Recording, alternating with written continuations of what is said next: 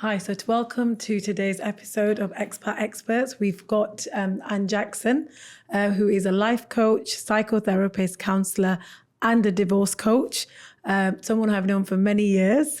And I'm really happy that you've come today because I think our listeners will really benefit from learning a bit more about what you do and how you help lots of expats in this country and in Dubai in particular. So I think it's great that we've got you here.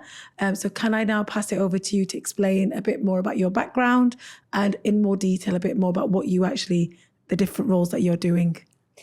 Thank you for having me here. It's lovely to be here. I've been in Dubai 24 years. So I've been here a very long time. And it was 14 years ago where I started my business, which is One Life Coaching.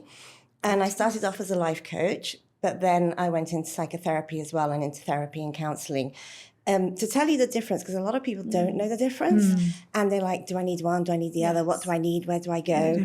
I always explain it that if you come to a therapist and you tell me where you're at in life, we will look backwards to see where you have, it can be the near past or the long past, doesn't really matter, but where you've collected negative thought patterns, limiting beliefs, and more importantly, negative emotions that you're still carrying with you. So fear, anger, sorrow, even anxiety, depression, resentment, any of those emotions, and it's my job to help you get rid of those emotions so that you're not going forwards with them. When you go to a life coach, you tell me where you're at, exactly the same thing, and we look forwards to see where do you want to go and how do you want to get there. Okay. So therapy is very much looking backwards and coaching is very much looking forwards. When I first trained, the funny thing was that like coaches and therapists didn't talk to each other at all, like whatsoever. It's completely taboo. And you're like, you can't do both. You can't do both. You definitely can't do both. And to me, that just didn't make any sense because I was like, well, there's no point clearing out the past. And then you're like, great, get all that. Where to now? And there's no point going forwards if you're still carrying things like, imposter syndrome and all that type of stuff. And you haven't actually got to the core of yourself. So they go hand in hand. And it's only 10, 12 years on that they're now starting to teach coaching in psychology degrees and therapy in coaching courses. They're now trying to put it together. But when I first trained, it was like definite no-no. So I was like, I'm just going to break the barriers here. I'm going to disrupt the industry and I'm going to do it. But most people are like, you can't do that. Definitely can't do that.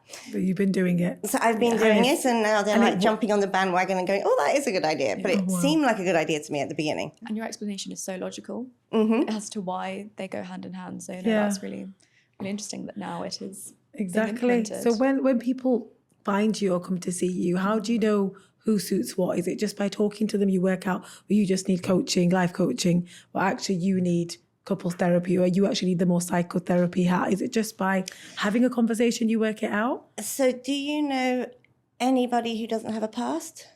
Everybody has a past. And do you know anybody who hasn't had any bad experiences at all in their past? Always. And these bad experiences, which people think they've got rid of. So I've got a theory called the cardboard box theory. Can I tell you? Yeah, go ahead. So I made this theory up in my head, but it really resonates with my clients.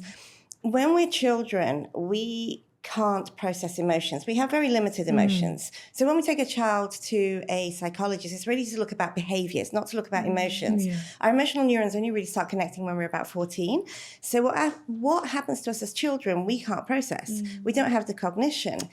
So it's why you can sort of tell a child, mum and dad are getting divorced. They're either going to go, okay, and go watch TV, and you're like, oh, is that it? Yeah. Or they're going to start crying. But the reason they're crying is because they want stability. And to them, their only stability in their head is mum and dad have to be together. And they don't understand any other stability. But that's all they want is stability. So, I don't know, their bunny rabbit gets run over, they get bullied at school, whatever happens, they can't process it. So they put it in a cardboard box inside them. And then you get to 14 and you begin to be able to process your emotions, but you're not going to because you're too busy being a teenager, wondering what everybody else thinks about you. Do you fit in? Are your peers okay? Are you going to make it in life? Are you going to pass your exams? You're not going to process anything in your cardboard box. So whatever happens to you as a teenager, it could be bullying, your first love, you didn't fit in, you got outcast from whatever. You put it in your cardboard box. And then you get to your 20s and you're like, you know what? I'm going to have the best life ever. My life is going to be brilliant. I'm going to forget everything that happened. I'm never going to look at it again. It's all gone. And you go through your 20s trying to kind of make a name for yourself. And now that we can look at healthy brains, we only used to look at unhealthy brains. People who had bipolar, schizophrenia, but now we look at healthy brains as well. which is where all the positive psychology came from. And we know that our frontal lobe doesn't connect until we're 25. So we're not actually adults till we're 25 emotionally. And you must have felt this yourself and known a lot of people that from 18 to 25 are sort of thinking to themselves, I should be an adult. I don't feel an adult, but I should be an adult. And you're kind of pretending to be an adult. Yeah. So you go through your 20s pretending to be an adult, trying to figure yourself out, trying to get a name for yourself, trying to be. And you're too busy doing that. So whatever happens to you in your 20s, you put in a cardboard box. Now, I'm grossly generalizing here. There are people who come to see me in their 20s and their 30s and their teens. Sure. And the teenagers, I always say, you are so lucky to be doing this now because you're going to go forward in life with a lot of tools. You've got teenagers that come to you as well. Yeah, I love my teenagers. You always think it's just adults, don't you? Yeah. No, I love my teenagers. The ones who want to come to me. Yeah. Because they learn lots of tools. They learn about life in that age as opposed to learning later. So then you get into your 30s and then you get into what I call the rat wheel of your 30s. So suddenly you have to be an adult. You have to get a pension. You have to get a mortgage. You have to climb the ladder of your career. You probably have babies. You have nappies. You have sleepless nights. It's just like go, go, go, go, go, go, go, go. And so whatever happens there, you put in your cardboard box. And then for women, it's around 38. That's an average number, give or take. And for men, it's around 42. And it's what people would have called and still call the midlife crisis. But this explains the midlife crisis. Right. Your cardboard box is now old. And it's disintegrating and it's falling apart and it's waterlogged. And all those little emotions that you didn't process that you put inside, they're like pinballs and they start shooting up at you and like hitting you inside. And you're like, I don't know why I feel depressed. And there is research show that in your middle age you feel depressed and nobody's like said why. Yeah. So you don't want to feel depressed and you feel a bit out of control. Yeah. So then you either go to distractive behaviors, and that could be a workaholic, a scrollaholic, a shopaholic, or even worse, substance abuse or whatever, even worse, to distract you from feeling bad. So you're like, if I do this, then I'm not going to feel bad, but you will. Or you go to being a perfectionist and everything has to be okay, and you be controlling the outside because you can't control your inside because you don't know what's going on.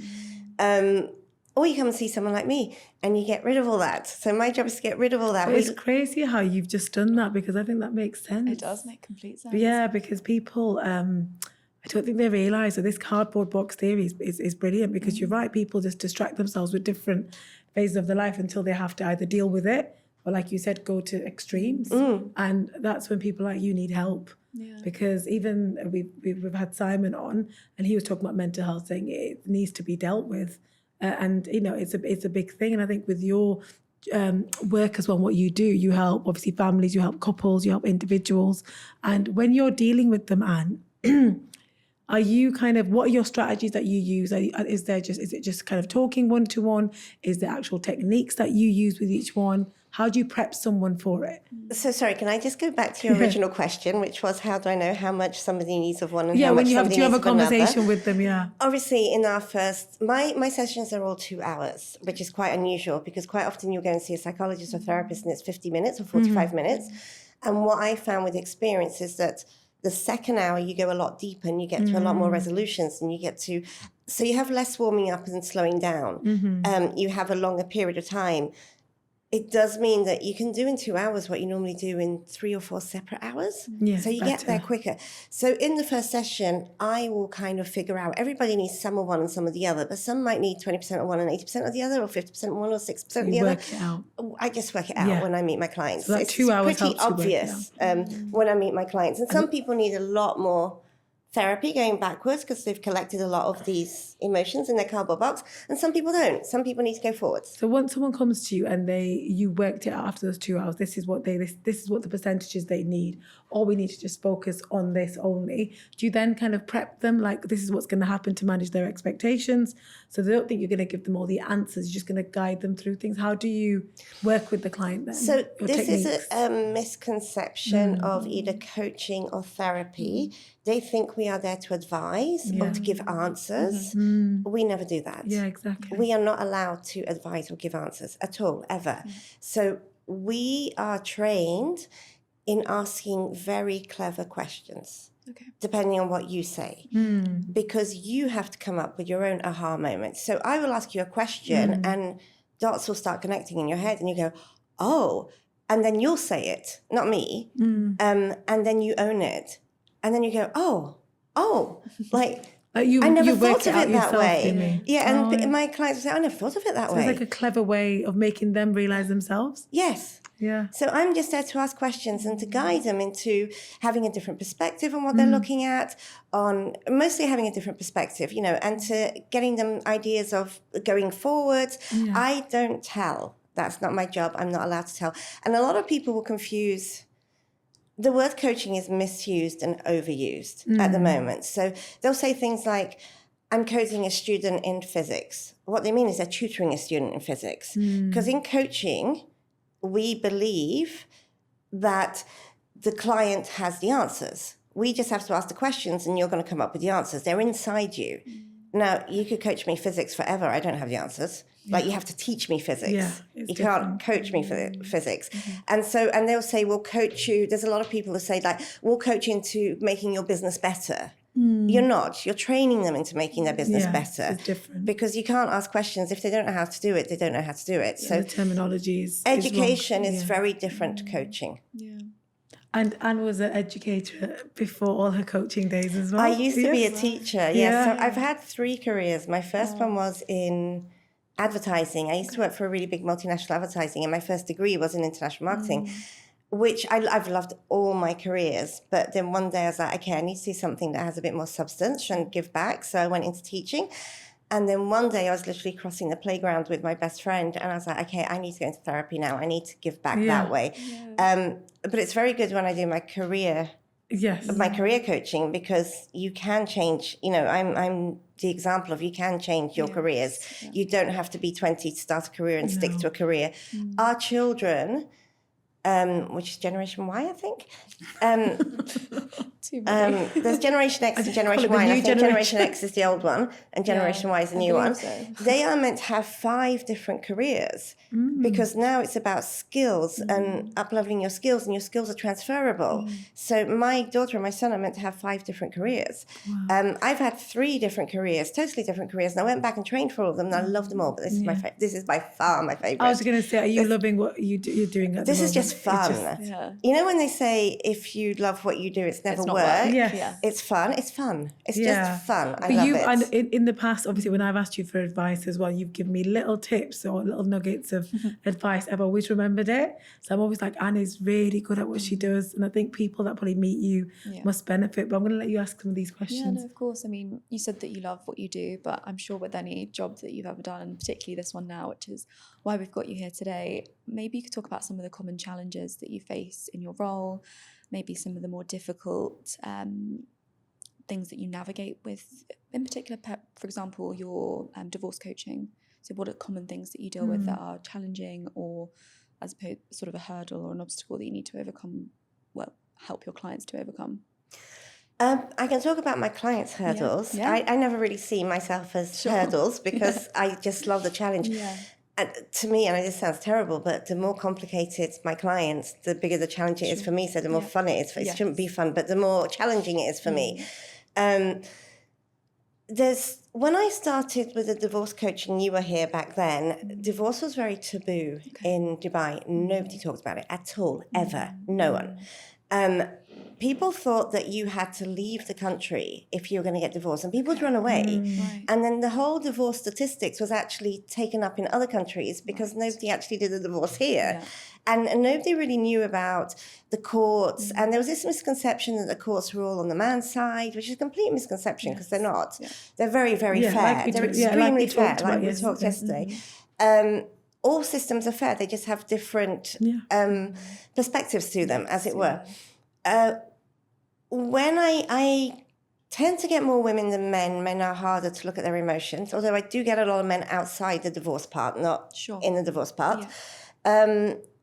And they have to get through a whole load of misconceptions, as well as a whole load of given ideas that they were given that, you're going to fail at your marriage and therefore you failed at life if you fail at your marriage. We have to get through, you're actually succeeding at life if you're walking out of a marriage that has already failed. You only get one life. You're meant to actually enjoy your life. We were put here to enjoy it, not in a hedonistic way, but in a purposeful way, in a meaningful way, to give back. And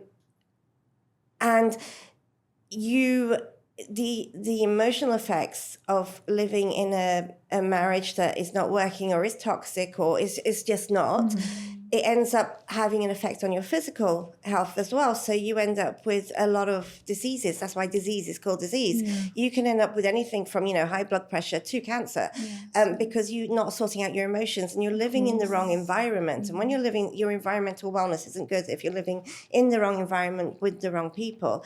And there's no shame in saying, well, okay, I met you when I was 18 or something, and you're really not, this isn't working between us.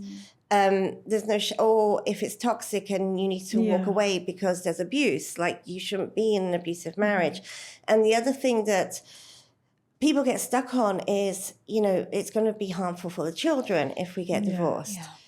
There's a lot of, so in the 80s in the West, when divorce really started being a thing, it tended to be women who were leaving toxic marriages. They're like, I've had enough, I'm not doing this anymore.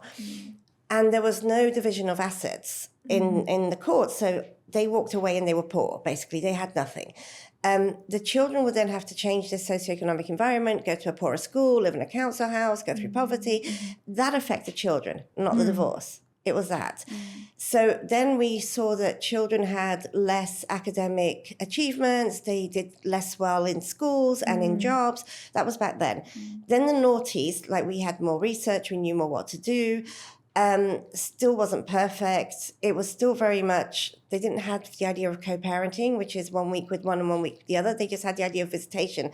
So the dads ended up being the superhero and the wonderful person who had them on the weekend. And the mums were like the ones who let's do the routine.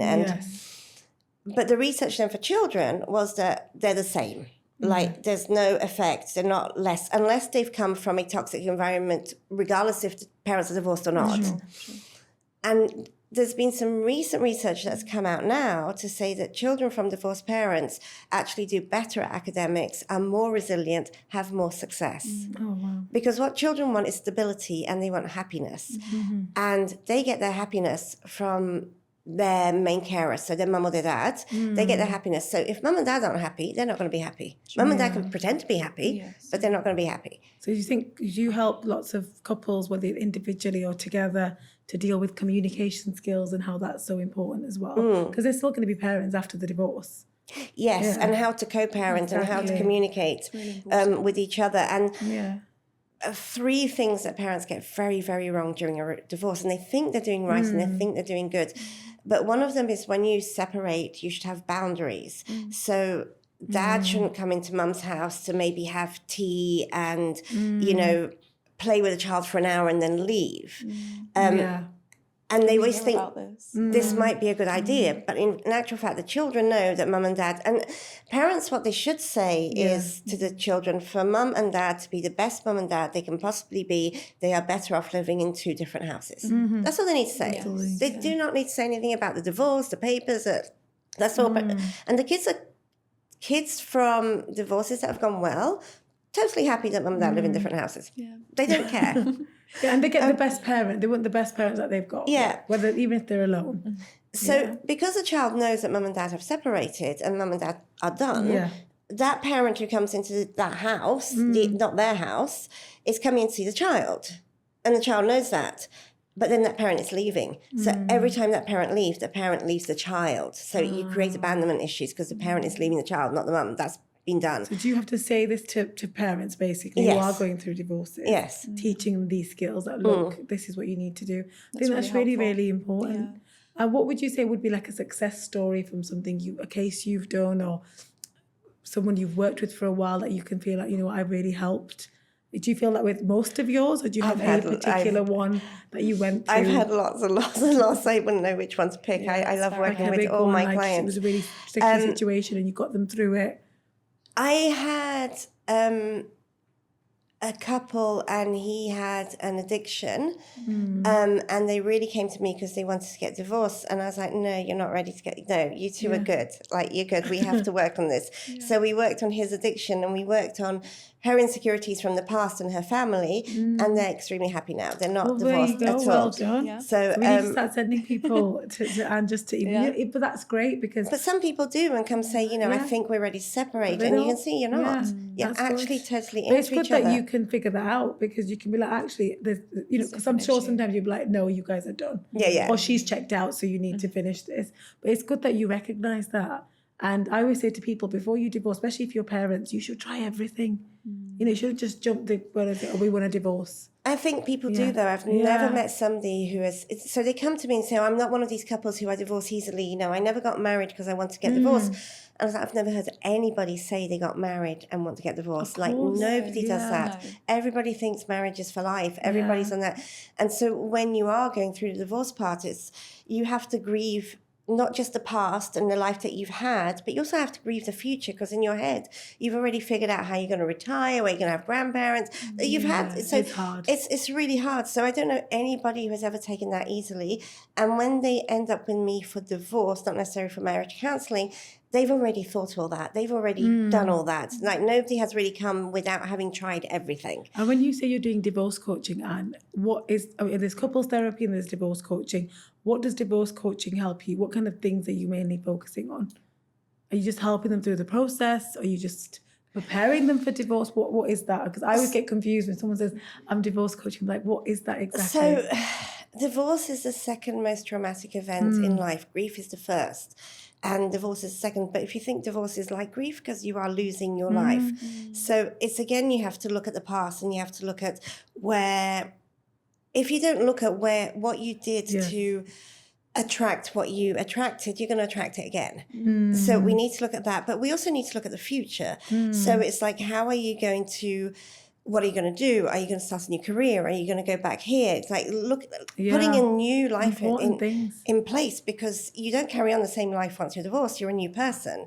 So there's the past and there's the future, but there's also the actual going through divorce, which you have all these emotions that you have to deal with, but then you also have to have clarity in order to answer legal questions and to have some a legal path. So that's why, you know, I've worked with people like you so that I have a handle on the law, so that I signpost where you can't signpost them, so they're not getting anxious about the law and thinking that everything is going to go wrong. It's the same for us when we've got couples, and just so we are even doing the divorce and we can see they're really struggling, it's helpful for them to speak to people like you, because then they need that. And we're not divorce coaches, we're not life coaches or mediators. We need specialists, you know, to deal with that area. So I think you definitely you know, are doing the right things at the right time as well, especially post-COVID. Do you think it's changed a lot as well? More people coming forward? So just before I answer that, I do see a lot of people, women especially, who will run to lawyers because they think lawyers will appease their anxiety. But lawyers don't have the tools to appease their anxiety. Lawyers have the tools to do the law.